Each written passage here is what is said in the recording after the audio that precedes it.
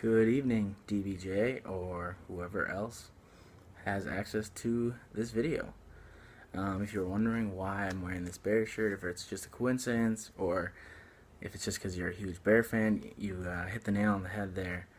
Definitely wore this one for you.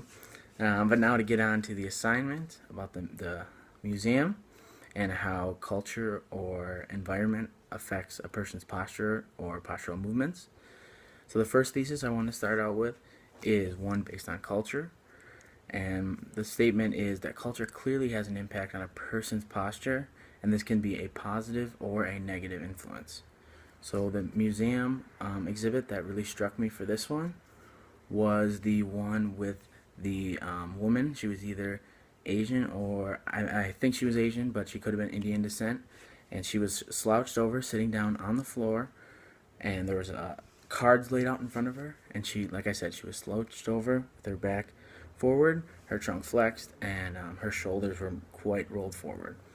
So I thought this was a really good demonstration of how culture can be positive and negative, because in this situation, this is a really common theme for, like I said, it's common out in Asia and also with some Indian descents. So they often sit on the floor in cross leg, and this can be great if you can control your spine flexion. And so without a chair there, it actually neutralizes your spine if you let it.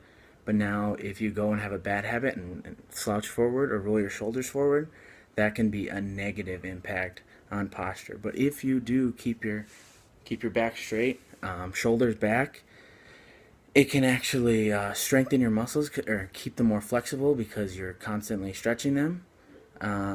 It can also be beneficial because it doesn't hurt on your joints as much. It can basically keep the stresses off of some of your joints. So it really can be beneficial if you control your back flexion and keep your back straight.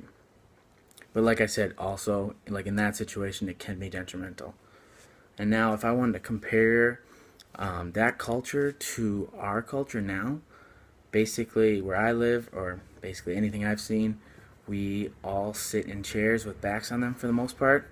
So we really don't sit very often cross-legged, hardly at all, to be honest, or on the floor. We always have a back that stabilizes our spine, so we don't actually do it ourselves. So basically a lot of differences there, and we really don't run into the whole cross-legged sitting very often. So we use the back of the chairs to neutralize our spine, basically. The second thesis I wanted to talk about was how a person's environment not only affects posture, but it actually dictates it. And the example from the museum that I used was an ice fisherman laying down on the ice with a spear in his hand, and he was spearing fish. So basically, I said that not only affects posture of the environment, but it actually dictates it, because what's around you and what's available to you basically impacts what you're going to do and the movements you're going to do. So in this case, it's a freezing environment. It's very cold.